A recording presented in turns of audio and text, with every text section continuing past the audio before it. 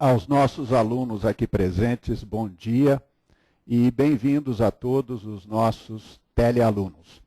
Nós vamos discutir com vocês hoje a monitorização ambulatorial do eletrocardiograma Holter e Looper. Eu sou o Dr. César Grupp e sou o responsável pelo serviço de eletrocardiologia do Instituto do Coração.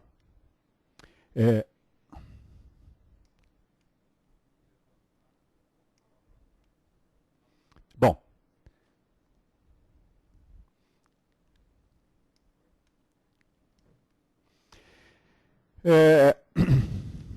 normalmente nós temos duas técnicas de monitorização prolongada do eletrocardiograma. Uma técnica que consiste em gravação do eletrocardiograma, que pode ser de forma intermitente ou contínua, e uma técnica de transmissão do eletrocardiograma. A técnica de gravação contínua com análise posterior foi a técnica desenvolvida por Norman Holter e leva o seu nome. A técnica de transmissão, que pode ser com memória ou com memória circular, que os americanos chamam de Looping Memory System, e que nós aqui chamamos de Looper, ou monitor de eventos.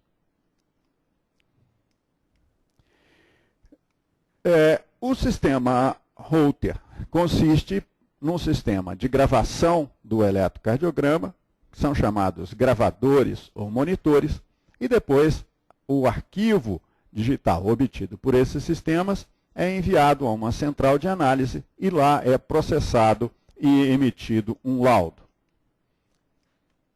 Os sistemas de transmissão, que podem ser pré-evento e podem ser externos, né, ou implantados, como neste caso, né? Além disso, usam também telefone celular ou, mais recentemente, alguns marca-passos são capazes de monitorar o eletrocardiograma e transmitir esse eletrocardiograma a uma central de monitoramento. De certa forma, todos esses sistemas têm que ter comunicação com uma central de monitoramento para informar ou para processar essa informação e encaminhar isso ao médico do paciente. Dentre as opções de monitorização do eletrocardiograma, qual é o seu tempo de duração? Veja, o eletrocardiograma convencional grava o eletrocardiograma por 10 segundos, enquanto que um gravador de Holter, essa duração vai de 1 a 2 dias. Já o Looper, ou monitor de eventos, ele faz gravações de 7 a 15 dias. Além disso, nós temos a opção de estender o monitor de eventos a até 30 dias ou mais. Ou, então, usar o monitor de eventos implantáveis, que podem chegar até 36 meses de monitorização e que são úteis no caso de esclarecimento de exame de sintomas que têm ocorrência muito rara. O que é que o Holter fornece? O Holter fornece um panorama completo do eletrocardiograma no período analisado. Então, nós temos gráficos da frequência cardíaca nas 24 horas, gráfico da ocorrência de extrasístoles ventriculares nas 24 horas, da ocorrência de extrasístoles supraventriculares nas 24 horas, análise do segmento ST nas 24 horas, e como esses gráficos são colocados lado a lado, nós podemos relacionar a variação da frequência cardíaca com a ocorrência de extrasístoles ventriculares, a ocorrência de extrasístoles supraventriculares e as modificações do segmento ST, o que facilita muito a interpretação e fornece ao médico uma informação muito precisa a respeito das alterações do eletrocardiograma que estão ocorrendo naquele período que nós estamos analisando. E o que é que o Looper fornece? O que é que fornece o monitor de eventos? O monitor de eventos fornece ele dá uma informação pontual do registro do eletrocardiograma no momento do sintoma. Então, o paciente apresenta um sintoma, aciona o registrador e nós temos o eletrocardiograma registrado exatamente naquele momento, o que facilita muito a identificação de alterações do eletrocardiograma que justificam o sintoma que o paciente está apresentando. Quais são as indicações para o Holter? Primeiro, nós temos avaliação de sintomas provavelmente relacionados com as arritmias cardíacas, avaliação da isquemia miocárdica, avaliação de risco de eventos cardíacos futuros. Isso aí nós usamos a presença de arritmia ventricular, a variabilidade da frequência cardíaca, a presença de isquemia miocárdica, a presença de microalternância da onda P. Para a avaliação terapêutica, nós também podemos utilizar o gravador, a gravação com o Holter, e aí nós vamos analisar, vamos controlar o tratamento tanto com drogas, quanto após cirurgias, quanto após ablação por catéter, e na utilização de marca-passos e sistemas de desfibriladores implantáveis.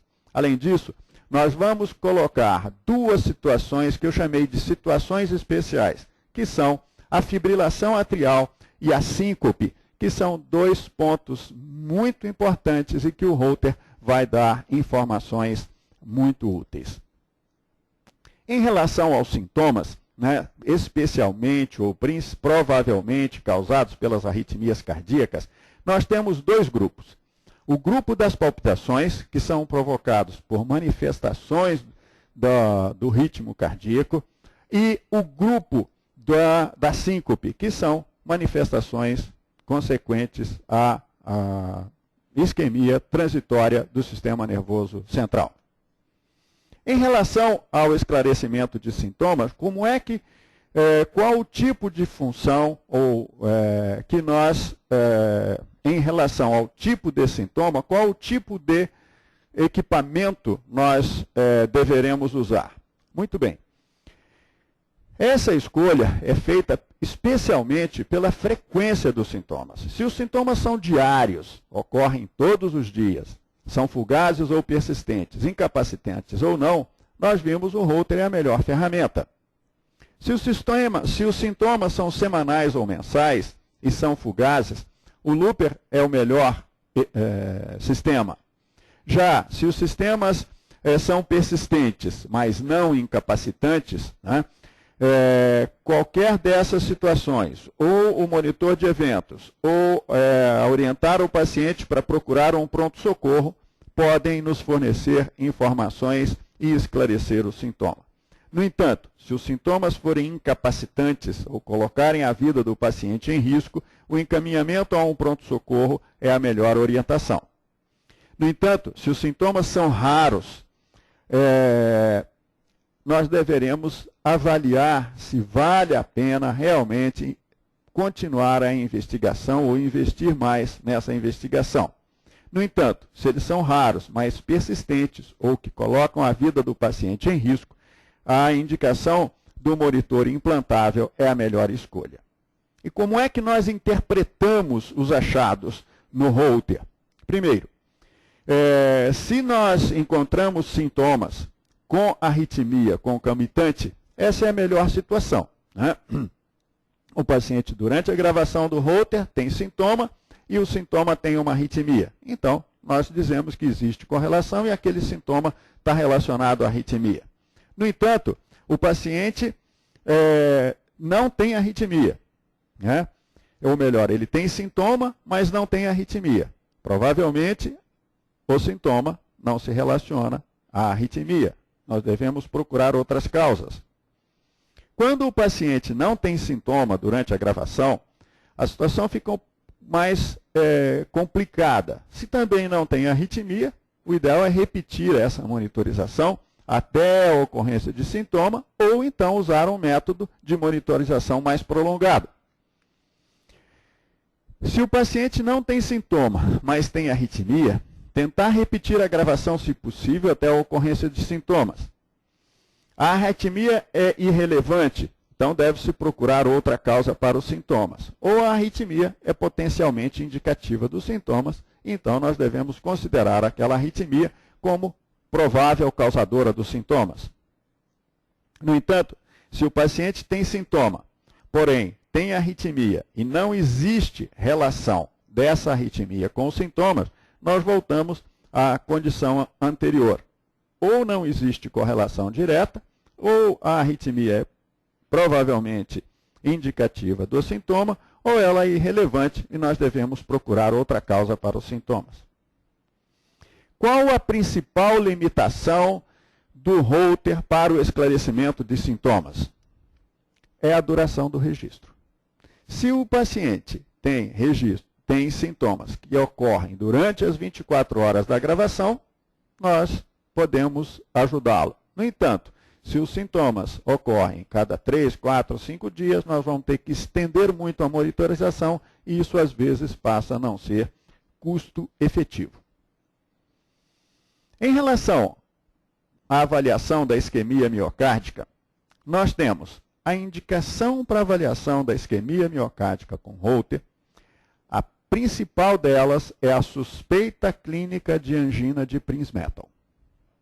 No entanto, em algumas situações, pode-se avaliar o risco de eventos cardíacos futuros, especialmente no período pós-infarto do miocárdio, estudando a presença de isquemia residual, ou ainda em protocolos de estudo. Quais são as principais limitações? Nós temos limitações técnicas, de equipamento não homologado, preparação inadequada da pele, fixação dos eletrodos, uso de derivações inapropriadas ou a presença de grande amplitude nos complexos QRS impedem uma avaliação adequada da isquemia. Variações posturais. Durante o dia, o paciente muda de posição, isso interfere na análise do segmento ST. E condições médicas que também interferem em uma adequada análise do segmento ST e com vistas ao diagnóstico de isquemia miocárdica. Então, distúrbios hidroeletrolíticos, drogas cardioativas, especialmente os digitálicos, a presença de síndrome de Wolff-Parkinson-White, os bloqueios de ramo, especialmente o bloqueio de ramo esquerdo, hipertrofia ventricular esquerda com alterações secundárias do segmento STT, o prolapso de válvula mitral, infarto do miocárdio com extensa zona de necrose e complexos QRS de baixa amplitude, e as alterações autonômicas são situações que limitam o diagnóstico e a avaliação da presença de isquemia miocárdica no Holter. Avaliação de risco, prognóstico e ritmo em grupos com ou sem sintomas. Como é que nós fazemos isso? Nós vamos fazer isso em pacientes que têm arritmias, ou analisando as arritmias ventriculares, analisando a variabilidade da frequência cardíaca, a presença da isquemia miocárdica ou a presença da microalternância da onda T, que são ferramentas que nós utilizamos para avaliar prognóstico nos pacientes com doença cardíaca. As arritmias ventriculares, por si só, não são um bom indicador de risco futuro. Elas têm que estar associadas à presença de disfunção ventricular. Então, vejam, em algumas publicações já bastante antigas, né, a presença de extrasístoles ventriculares, né, em pacientes pós-infarto do miocárdio, ela é um indicador de risco à medida que aumenta o número de extrasístoles. Mas é um indicador de risco também à medida que elas se tornam repetitivas, que aparecem aos pares e aparecem na forma de taquicardia ventricular não sustentada. Mas, mais importante do que tudo isso, é a fração de ejeção. Quanto pior a fração de ejeção, maior a mortalidade.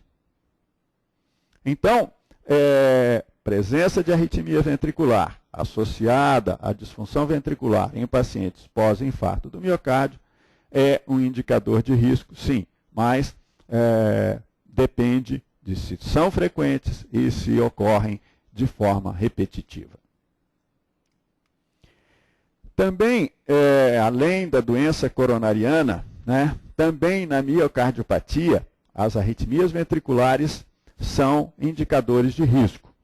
Mas, também aqui, a ocorrência de extrasístoles ventriculares em pares e na presença de taquicardia ventricular, associado à disfunção ventricular, à presença de insuficiência cardíaca, acabam sendo elementos indicadores de risco.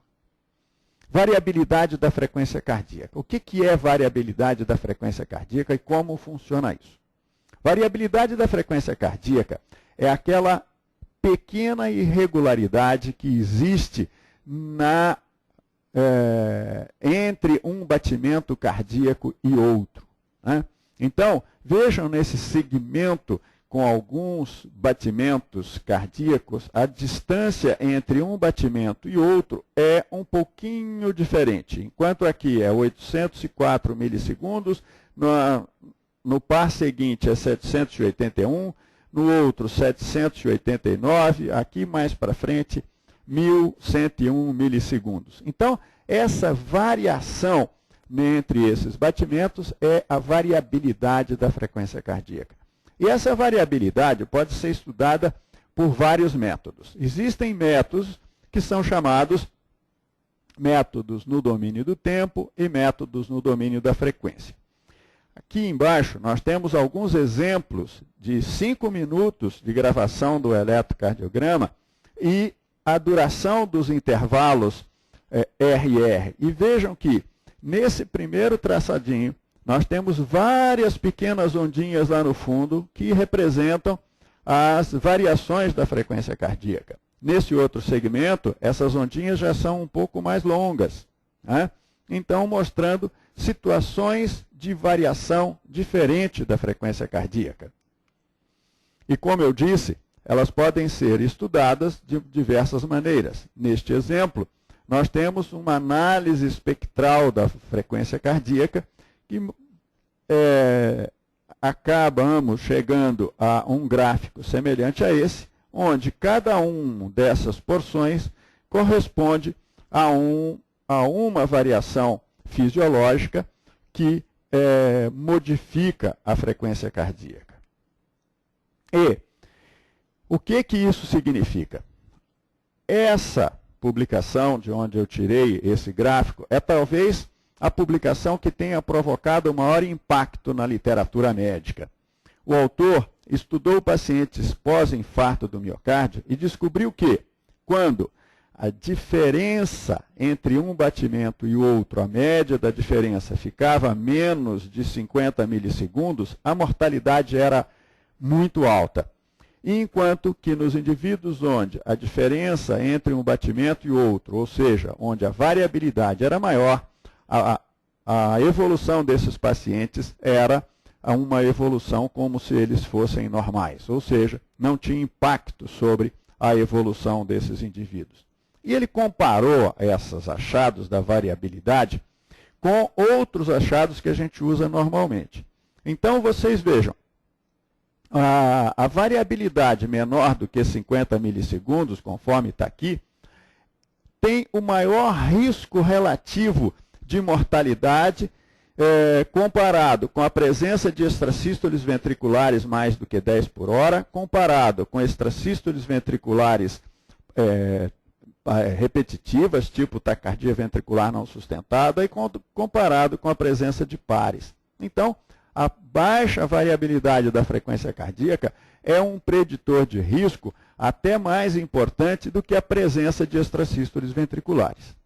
Outro preditor de risco, especialmente no pós-infarto do miocárdio, é a presença de isquemia miocárdica. Aqui, o autor estudou pós-infarto do miocárdio os pacientes que tinham isquemia e os pacientes que não tinham isquemia. E a mortalidade dos pacientes que tinham isquemia ao longo de 3 anos e meio é muito maior do que daqueles que não tinham isquemia nas gravações de Holter. Outro método que nós utilizamos para a identificação de risco nos pacientes é a microalternância da onda T. A microalternância da onda T é mais utilizada no eletrocardiograma de esforço, mas pode também ser aplicada no Holter. Quando aplicada no Holter, ela utiliza uma técnica que é chamada de técnica de média móvel modificada. E que, em resumo, é o seguinte. Os batimentos são classificados em A e B, e é feita uma média dos batimentos A e feita uma média dos batimentos B. E eles são comparados. E vamos procurar se existe diferença de amplitude do segmento ST e da onda T nesses dois grupos. Então, se existe essa diferença, então nós dizemos que existe uma microalternância. Essa microalternância no Holter, ela necessita ser estudada em alguns momentos específicos. Ela não é permanente. Isso não ocorre nas 24 horas, mas ela ocorre em alguns momentos específicos, especialmente nos momentos que tem maior atividade simpática, como na frequência cardíaca máxima, ou na maior modificação do segmento ST, ou especialmente no período da manhã, que é onde nós temos maior atividade adrenérgica. A microalternância da onda T tem como possíveis aplicações a avaliação de risco em populações de alto risco, especialmente no sentido de melhorar a indicação para o desfibrilador implantável, a avaliação de risco em pacientes de médio risco. Nós sabemos que em pacientes de médio risco, alguns desses indivíduos vão ter complicações a curto prazo, mas nós não temos ferramentas adequadas para identificá-los. E a microalternância parece que pode nos ajudar nessas condições. E o controle terapêutico farmacológico. Por quê? Porque a microalternância desaparece quando é adequadamente tratado o paciente. Outra indicação do Holter, conforme nós vimos, é a avaliação terapêutica antiarrítmica. Tanto quando nós utilizamos drogas, quanto quando nós fazemos a ablação das arritmias, quando fazemos as cirurgias, implantes de marcapassos artificiais ou uso de cardiodesfibriladores implantáveis.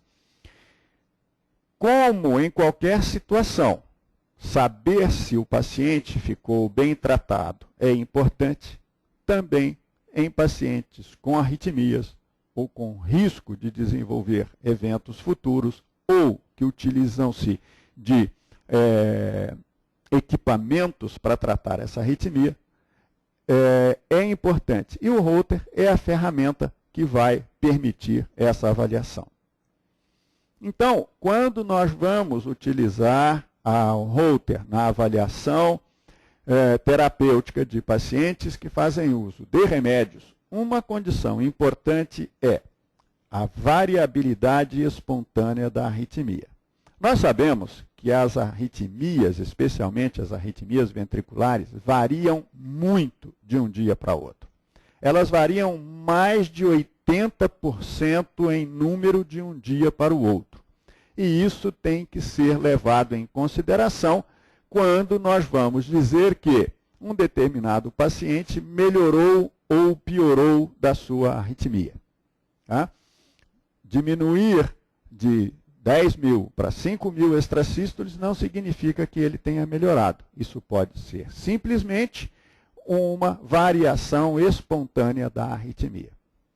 Outras condições que nós temos que analisar quando utilizamos o Holter para controle terapêutico é a identificação de pró-arritmia. Como nós sabemos, toda droga antiarrítmica é pró-arrítmica. Então, analisar o comportamento do intervalo QT, a ocorrência de nova arritmia, a transformação de uma arritmia não sustentada em sustentada, o aumento da densidade de arritmias ventriculares, a ocorrência de taquicardia ventricular incessante ou a ocorrência de episódios de torsade de Pointes, a presença de taquicardia ou fibrilação ventricular e a ocorrência de morte súbita são indicadores de pró-arritmia. Nos pacientes portadores de marcapasso, quais são as principais situações que nós vamos identificar com o holter? Primeiro, nós vamos poder otimizar e verificar as funções ativadas do marca-passo. Se aquelas funções que nós programamos estão funcionando adequadamente e são úteis para aquele paciente. E a identificação de arritmias de risco, né? Nos pacientes com marca-passo, eles continuam tendo arritmias. O fato de ter sido implantado um marca-passo não elimina a doença de base do indivíduo, né? E a identificação de arritmias de risco passa a ser muito útil no segmento desses indivíduos. Nos pacientes sintomáticos, volta àquela situação inicial do esclarecimento de sintomas que podem ser relacionados à arritmia. Primeiro, os sintomas têm que ser frequentes a ponto de serem registrados durante uma gravação de holter, né? Além disso, nós vamos identificar com o holter se aquele sistema de estimulação está funcionando adequadamente ou se nós temos alguma disfunção no sistema de estimulação. E, além disso, a identificação da síndrome do marca-passo. Monitores de evento. Até agora nós falamos do holter. Agora vamos falar dos monitores de evento. Eu estou mostrando aqui os 3 principais modelos de monitores ou modelos de monitores de eventos sintomáticos, né? O primeiro deles é chamado monitor pré-evento. Pré-evento por quê? Porque ele tem um sistema de memória circular que recupera alguns minutos do eletrocardiograma antes do sintoma e que, quando o paciente aciona o botão de registro, ele leva aquilo para a memória do registrador e nos informa o que estava acontecendo nos segundos imediatamente antes do paciente apresentar o evento. Então, este outro modelo, ele já tem um sistema de identificação de algumas arritmias e pode, por exemplo, identificar episódios assintomáticos de fibrilação atrial. E esse outro modelo utiliza o telefone celular como forma de comunicação com a central e pode também ir captando a intervalos regulares exemplos do eletrocardiograma. O que caracteriza esses monitores? Primeiro, eles têm que ficar permanentemente ligados ao paciente. Segundo, aquilo que eu já expliquei, o acionamento do botão de eventos faz com que se recupere um período anterior do eletrocardiograma. E eles são muito úteis quando os sintomas são rápidos ou nós não temos tempo de chegar enquanto o paciente ainda tem sintomas, né? Além disso, os sistemas que utilizam telefone celular, eles são dotados também de GPS, que permite a localização do paciente e, como eu disse, também são capazes de identificar algumas arritmias, como fibrilação atrial, episódios de TAC ou bradicardia. Quais são as principais indicações dos monitores de evento, né? Primeiro, esclarecimento de sintomas relacionados com as arritmias cardíacas, aquilo que nós buscamos a todo momento. Como os sintomas são fugazes e eventuais, né, nós nem sempre temos a oportunidade de registrar o eletrocardiograma no momento. Então, nós temos que usar ferramentas que vão fazer isso. Controle do tratamento da fibrilação atrial, que é um outro desafio que nós temos. Por quê? Nós sabemos que a maioria dos episódios de fibrilação atrial são assintomáticos. Então, não basta só a informação do paciente. Olha, estou passando bem, não tenho sintomas. Nós temos que provar que realmente não ocorrem episódios de fibrilação atrial depois que nós tratamos. e a identificação de outras arritmias, como eu disse, episódios de brade ou taquicardia ou pausas muito prolongadas que não são capazes de provocar sintomas. E qual é o tempo adequado para o paciente permanecer com esses equipamentos?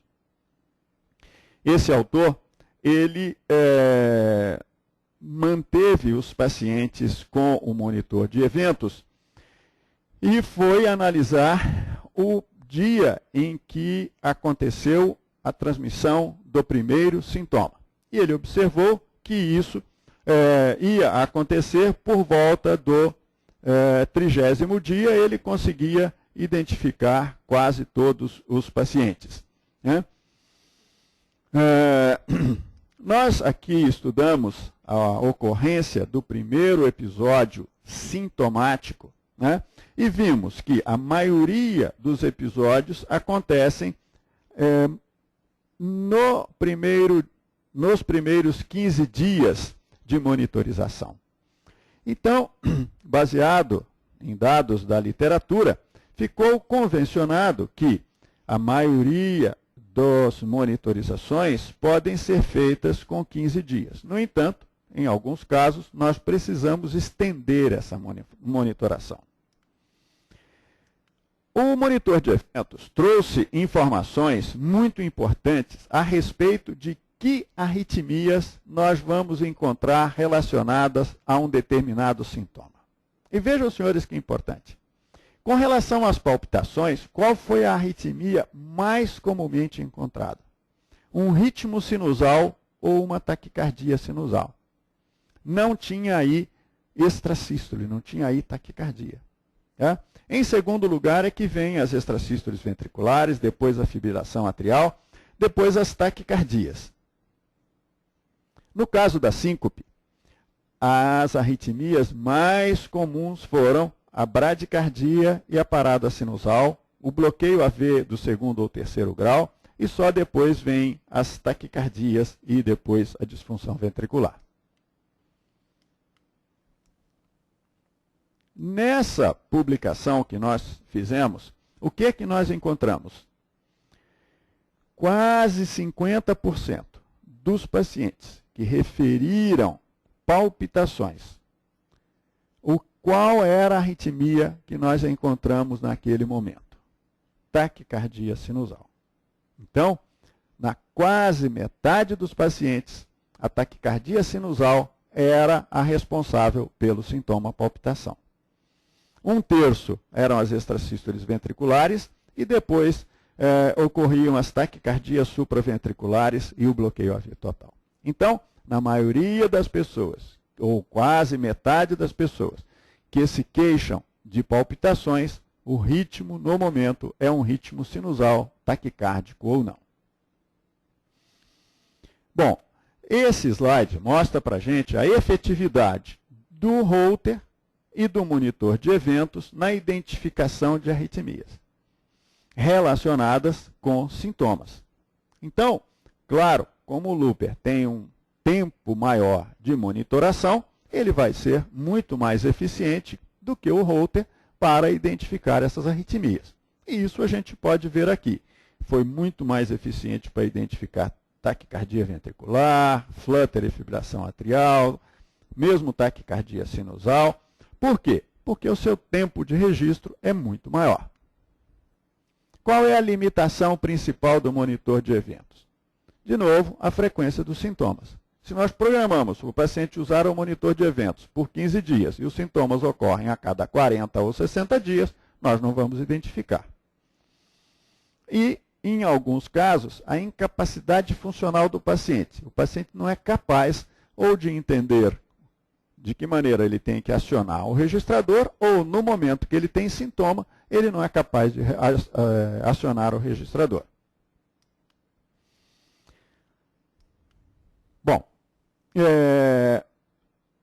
com relação aos monitores de evento implantáveis, numa tentativa de diminuir ou de melhorar a nossa capacidade de diagnóstico, ou seja, nós sermos mais ou capazes de fazer mais diagnóstico, foram desenvolvidos equipamentos que podem ser implantado sob a pele do paciente e permanecer ali por 18 a 36 meses, registrando e transmitindo o eletrocardiograma. Esses são chamados monitores de eventos implantáveis. E essa publicação de 1995, já de 15 anos atrás, o Dr. Kahn mostra que, à medida que o tempo vai passando, ele foi capaz de registrar mais ou de esclarecer mais sintomas. De novo, é uma função do tempo a nossa capacidade de fazer os diagnósticos.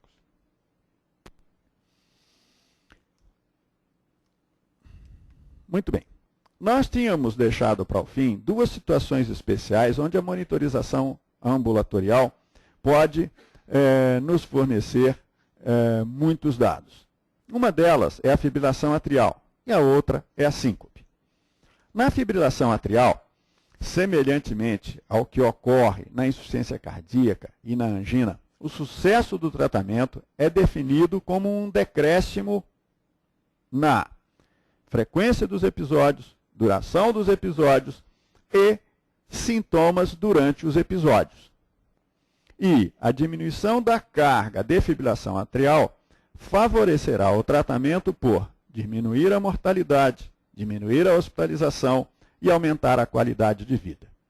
Mas, como nós vimos que muitos episódios de fibrilação atrial são assintomáticos, e eu diria que a grande maioria deles, cerca de 90% dos episódios de fibrilação atrial são assintomáticos, a maneira de melhor controlar o tratamento é com o registro do eletrocardiograma.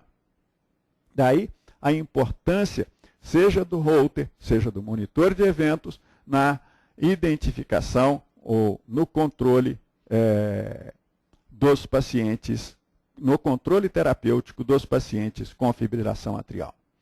Vejam neste exemplo. Essa paciente apresenta vários episódios de fibrilação atrial. A, D, C, D, E. E alguns episódios em ritmo sinusal. E o que nós observamos? Nessa situação, com fibrilação atrial, a paciente era assintomática. Alguém poderia dizer, mas a frequência é baixa, 54 batimentos por minuto. Nessa outra situação, se a paciente está em ritmo sinusal e também é assintomática. No entanto, aqui, na situação D, com frequência cardíaca mais elevada, a paciente é sintomática. No entanto, nessa situação E, onde a frequência cardíaca não é tão elevada, é a frequência de 62 batimentos por minuto em média, ela se queixa de palpitações.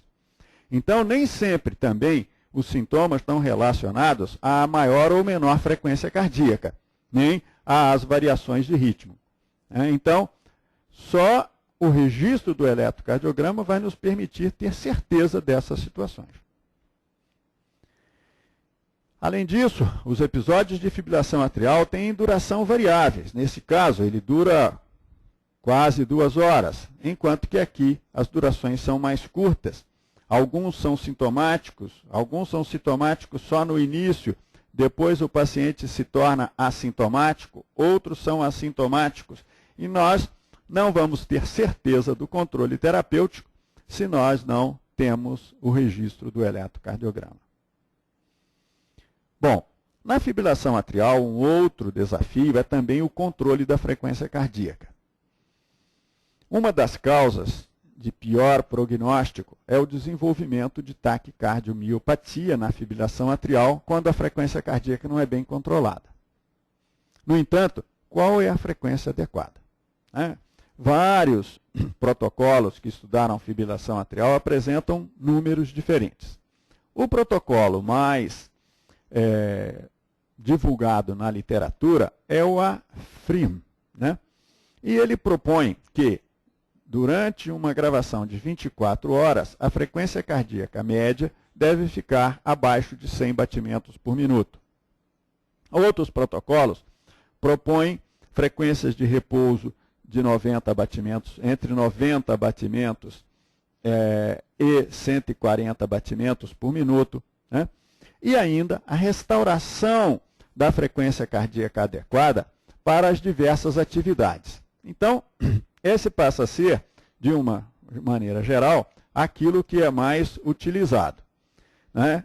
Como nesse gráfico, onde, durante o período do dia, a frequência cardíaca é um pouco mais elevada e diminui durante a madrugada para, novamente, elevar-se pela manhã, mais ou menos reproduzindo o padrão circadiano. Bom, a utilização da monitorização eletrocardiográfica na síncope de origem indeterminada. O que propõe hoje as diretrizes europeias publicadas o ano passado é o seguinte: na síncope indeterminada, a primeira providência a se tomar é estratificação do risco, ou seja, aquele paciente com síncope tem ou não tem risco, né? E ele é classificado em risco alto ou risco baixo. E ainda o risco baixo em um único evento. Pacientes de risco baixo com um único evento não precisam ser avaliados. Sofrem uma avaliação inicial mínima e segue em observação. No entanto, se o paciente tem alto risco, é um paciente com doença cardíaca após infarto do miocárdio, tomando vários remédios, né, a avaliação e o tratamento devem ser imediatos. Esse paciente deve ser internado e esclarecido. No entanto, nós temos o maior grupo de pacientes de síncope de origem indeterminada, que são os indivíduos que já tiveram mais de um episódio, que não têm doença cardíaca e que apresentam episódios de síncope 2, 3 vezes no ano ou uma vez cada 4, 5 anos. Esses pacientes vão ser avaliados através de cardiologistas ou através de neurologistas, né, com exames específicos do cardiologista ou exames que estudam a resposta neurológica desses indivíduos, mas o tratamento é dependente do registro do eletrocardiograma. O que mostrava o eletrocardiograma no momento que o paciente desmaiou? Isso é a chave do tratamento, e o sucesso vai depender disso, né? Então, baseado nisso, Holter e monitor de eventos passam a ter a importância mais valorizada, né? Nesse caso, onde o paciente apresentou síncope durante a gravação de Holter, o gráfico da frequência cardíaca é bastante elucidativo. Ele tem uma resposta de aumento da frequência e depois queda abrupta da frequência cardíaca, como se ele tivesse feito um exame de tilt. Então, com isso, né, se esclarece o exame. E o registro do eletrocardiograma, nós temos primeiro uma taquicardia sinusal, né, e depois uma bradicardia, né, com ritmo de escape juncional. Mas é uma manifestação vagal. Nós avaliamos pacientes com síncope com o monitor de eventos. E nos 54 pacientes que nós utilizamos em monitor de eventos, 12 deles desmaiaram no período que estavam com os monitores. Então, nesses 12, nós pudemos fazer o diagnóstico. Enquanto que nesses outros 42, eles não apresentaram sintomas, então nós não pudemos fazer o diagnóstico. Desses 12 com sintomas, um deles não foi possível registrar o eletrocardiograma no momento do sintoma, né? Mas nos outros 11, nós registramos o eletrocardiograma. E em 5, a causa do desmaio não foi uma arritmia, mas em 6, a causa foi arrítmica. E em 6, nós vimos que eles tinham ou bloqueio AV avançado, torsade de Pointes, assistolia, fibrilação com assistolia, taquicardia supra, taquicardia ventricular. Então, no nosso estatística aqui, com esse número reduzido de pacientes, metade dos episódios de síncope ocorreram por bradicardia e a outra metade por taquicardia. Em relação aos monitores de evento implantáveis, que tem se tornado cada dia maior a sua utilização, essa publicação também já de alguns anos do Dr. Kahn também. O que ele fez? Ele pegou pacientes com pelo menos 2 episódios de síncope no último ano e colocou um monitor de eventos implantáveis. E 2/3 desses pacientes tiveram síncope durante o período da monitorização. E 1/3 não teve sintoma, então não pôde ser diagnosticado. Desses 2/3 que tiveram sintomas, o que ele observou? Metade não tinha arritmia. Metade, a síncope era de outra causa que não arrítmica. 1/3 era por bradicardia e só 5% eram por taquicardia. Tá?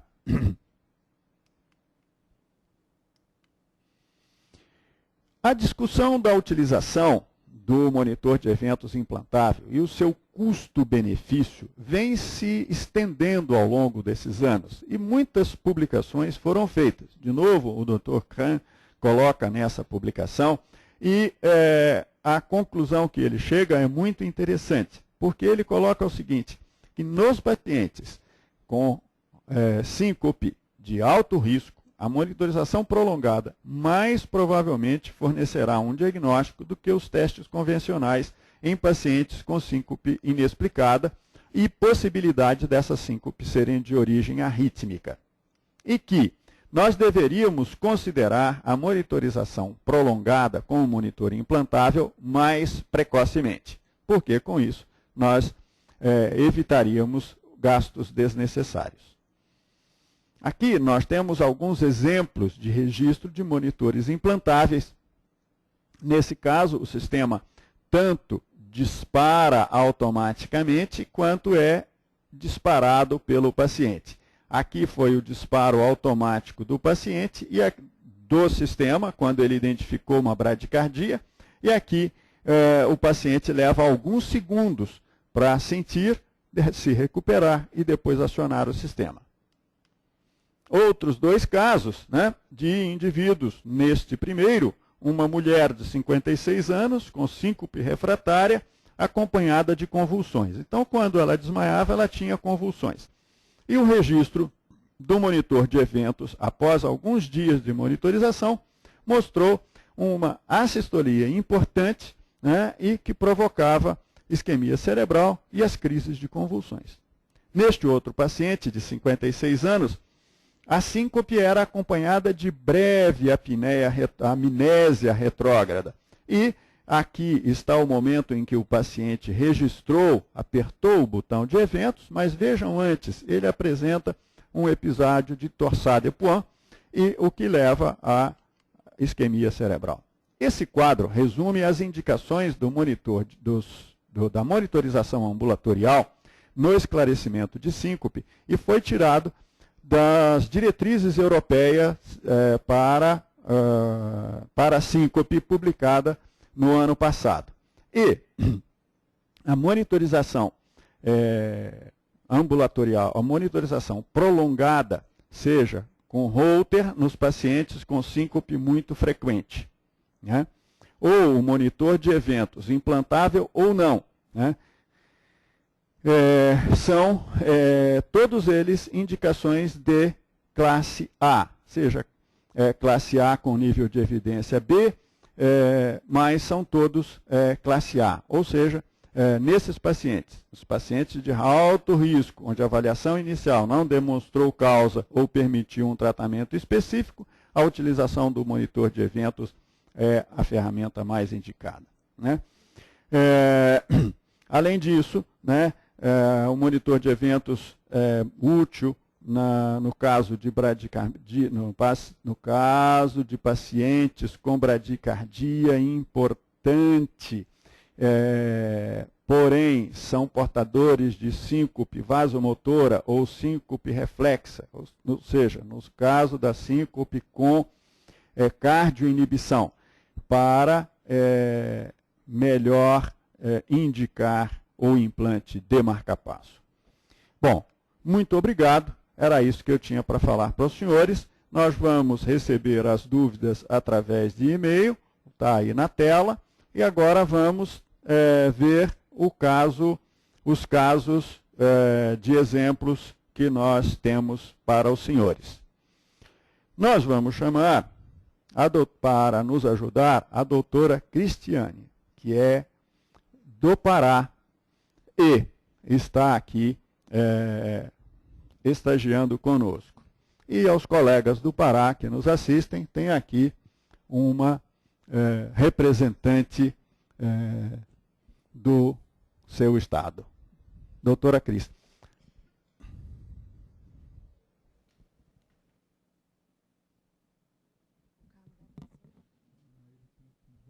Você tem que voltar no início para mim, por favor.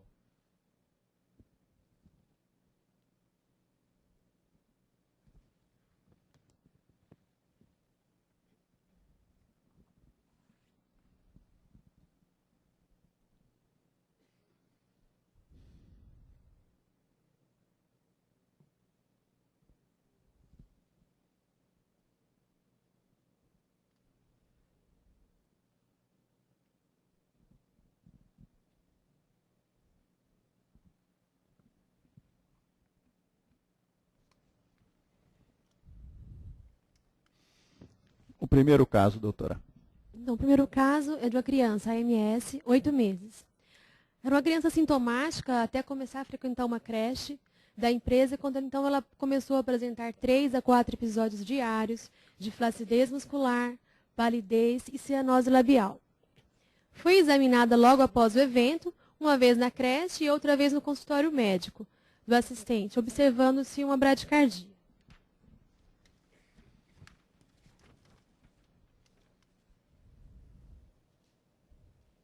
O exame clínico. No exame clínico da criança foi normal. O eletro mostrou uma bradicardia sinusal, registrado logo após a crise.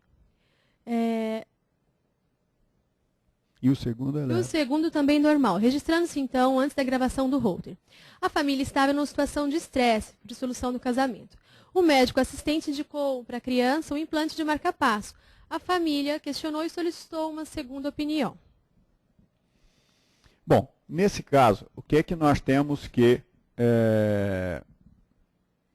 realizar para o esclarecimento do diagnóstico dessa criança? Por que é que ela estava tendo esses desmaios tão frequentes? Né? Nós vamos fazer um eletroconvencional, nós vamos pedir uma avaliação com o neurologista, nós vamos fazer uma gravação com o Holter, uma criança de 4 meses, 8 meses, né? Fazer um tilt test ou fazer uma monitorização com um monitor de eventos. Qual desses métodos é aquele que vai nos dar mais informações a respeito do que estava acontecendo com a criança?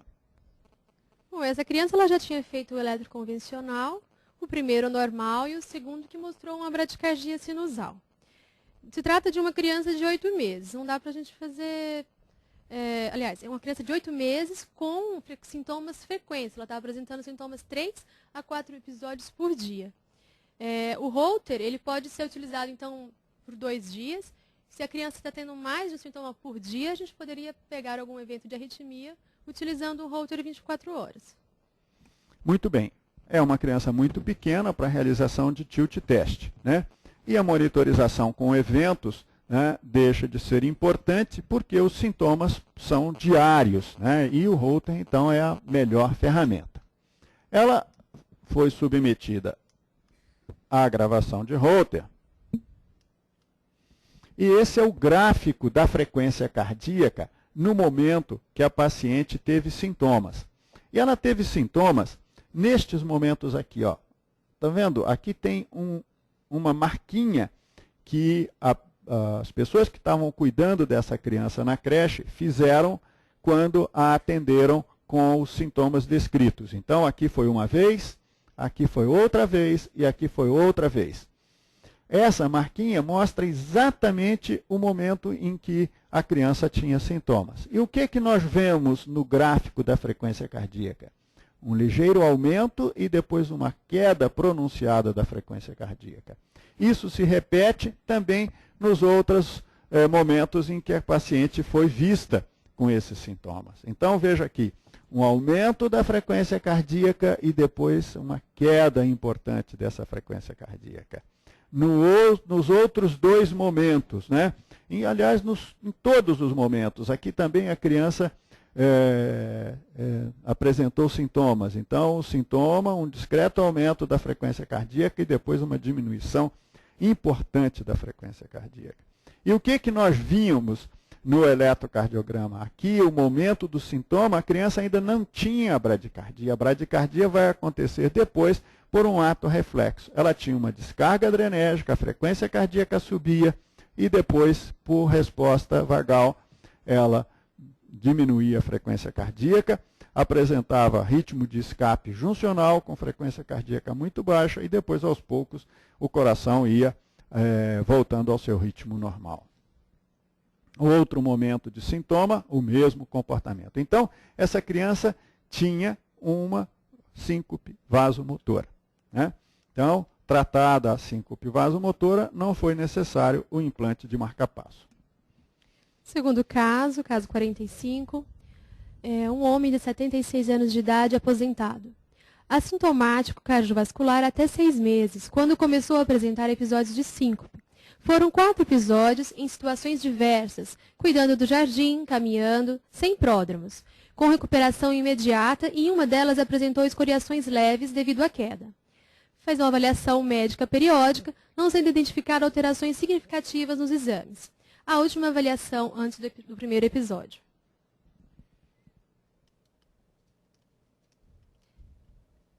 No exame clínico, apresentava com a pressão arterial de 40/80, frequência cardíaca de 68 batimentos por minuto, sem sopro nas carótidas, ritmo cardíaco regular, com sopro sistólico discreto na base. No eletrocardiograma, um ritmo sinusal regular, uma frequência cardíaca de 70 batimentos por minuto, intervalos normais, alterações difusas da repolarização ventricular, intervalo QT normal.